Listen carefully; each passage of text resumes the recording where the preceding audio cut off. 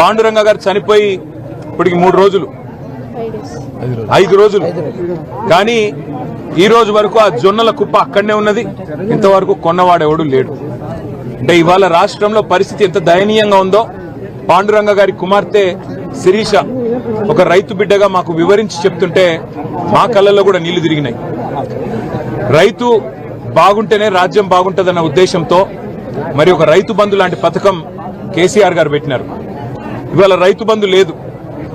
3 సార్లు ఎగ్గొట్టినారు రైతు బంధు. రాబందుల మాదిరిగా ఇవాళ రైతుల ప్రాణాలు తీస్తా ఉన్నారు.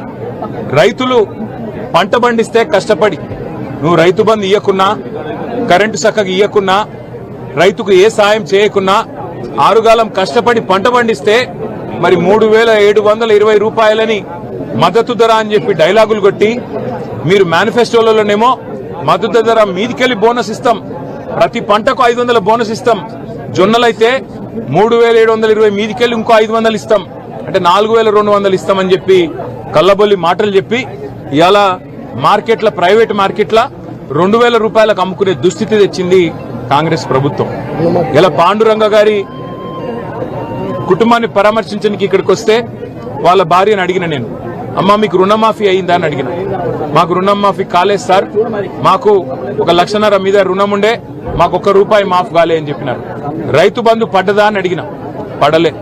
అట్లాగే మరి మీకు ఇంకేమైనా సాయం జరిగిందా ప్రభుత్వం నుంచి అంటే సాయం ఎక్కడి సార్, ఆఖరికి విషయం దాకా అక్కడ పడిపోయి ఉంటే పట్టించుకున్నోడు లేడు, అధికారులకు ఫోన్ చేస్తే అధికారులు రారు, హాస్పిటల్లోకి ఫోన్ చేస్తే హాస్పిటల్లో రాడు, మా నాయన అక్కడే మరి తనలాడి అక్కడే చచ్చిపోయే పరిస్థితి వచ్చింది, ఆ జొన్న కుప్పల మీద కూలిపోయిండు, ఇంకా జొన్న కుప్పలు అక్కడనే ఉన్నాయి సార్, కావాలంటే మీరు పోయి చూడొచ్చు అని ఆ పిల్లలు చెప్తుంటే మేము ఇక్కడికి వచ్చిన ప్రతి ఒక్కరం కళ్ళల్లో నీళ్లు పెట్టుకునే పరిస్థితి.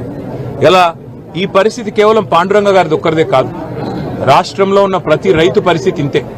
60 రోజులు 40 రోజులు ఆయన ఏ రకమైన రైతున కావచ్చు, వడ్లు పండించే రైతు కావచ్చు, జొన్నలు పండించే రైతు కావచ్చు, పత్తి రైతు కావచ్చు, ఇవాళ ప్రభుత్వం తీసుకుంటున్న ఈ వ్యవసాయ వ్యతిరేక విధానాల వల్ల చిత్తైపోయిన పరిస్థితి, మరి అప్పుల పాలైపోయి చివరికి ఆత్మహత్యల పాలయ్యే దుస్థితి మళ్ళీ ఒకసారి వచ్చింది. ఒకనాడు ఉమ్మడి ఆంధ్రప్రదేశ్ లో ఇదే ఆదిలాబాద్ జిల్లా, దీని పక్కనే ఉన్న మహారాష్ట్ర జిల్లా, ఆ రోజుల్లో మీరు చూస్తే దేశంలో అత్యధికంగా ఆత్మహత్యలు ఎక్కడున్నాయంటే ఫస్ట్ మహారాష్ట్ర ఉంటుండే, 2వ స్థానంలో మన తెలంగాణ ప్రాంతం, మన ఆంధ్రప్రదేశ్ ఉంటుండే.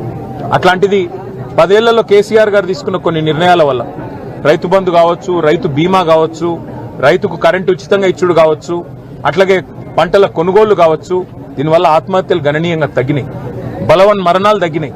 కానీ మళ్ళొకసారి ఈ దౌర్భాగ్యపు కాంగ్రెస్ ప్రభుత్వం వచ్చిన తర్వాత ఇవాళ కుటుంబాలు మళ్ళీ ఒక్కసారి 3 పిల్లలు, భార్య, చిన్న పిల్లలు, అందరూ ఇంకా చదువుకుంటున్న వయసులో ఉన్నోళ్ళు, వాళ్ళందరూ రోడ్డున పడే పరిస్థితి వచ్చింది.